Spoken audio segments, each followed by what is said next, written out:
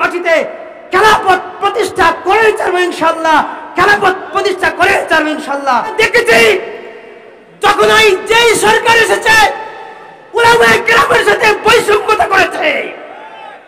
আমরা আজকের এই সমাবেশের পর থেকে খেলাফতের দায়িত্ব নিয়ে আমরা প্রতিটি মানুষের দরবারে ইনশাআল্লাহ যাব ইনশাআল্লাহ।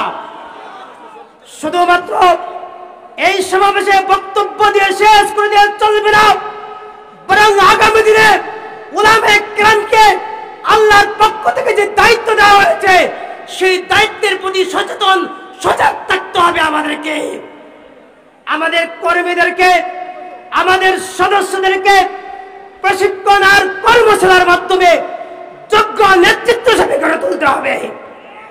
নেতৃত্ব দেওয়ার যোগ্যতা আমাদের অর্জন করতে হবে। প্রিয় দিনী ভাইরা, ইনশাআল্লাহ আমি সরকার আমাদের উলামায়ে কেরামের উপর যে নির্যাতন করেছে দুনিয়ার মধ্যে বড় ইতিহাস কায়েম করেছে।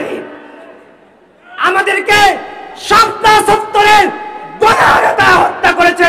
এই সাপ্তা সত্তরের বিচার ইনশাআল্লাহ এদেশের মাটিতে করে ছাড়বো ইনশাআল্লাহ। প্রিয় দিনী ভাইরা, আমরা ইনশাআল্লাহ যদি সচেতন হই, আজকের এই সম্মেলন থেকে শুধুমাত্র বক্তব্য দিয়ে আর বক্তব্য শুনে ক্লান্ত হয়ে পড়ব না, বরং খেলাফতের দায়িত্ব বহন করার জন্য আমরা এখান থেকে বের হয়ে যাব ইনশাআল্লাহ। এজন্য যুবক ভাইদেরকে বলছি, ছাত্র ভাইদেরকে বলছি, আগামী দিন ইনশাআল্লাহ তোমরা এই দেশের নেতৃত্ব দিবে।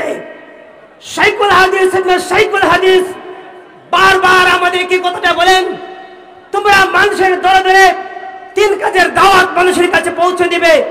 তালিমে দিনের কাজ, তাবলীগে দিনের কাজ, তাকলিবে দিন, দিন বিজয়ের সংগ্রামে উত্তীর্ণ হওয়ার জন্য প্রশিক্ষণ আর কর্মশালা দিয়ে যোগ্য নেতৃত্ব গড়ে তুলবে। ইনশাআল্লাহ আমাদের যে জনপ্রিয়তা আছে এই জনপ্রিয়তা দিয়ে আগামী দিন ইনশাআল্লাহ এদেশের মাটিতে খেলাফত প্রতিষ্ঠা করে ছাড়বো ইনশাআল্লাহ, খেলাফত প্রতিষ্ঠা করে ছাড়বো ইনশাআল্লাহ। নাসরুম মিনাল্লাহি ওয়া ফাতহুন কারীব।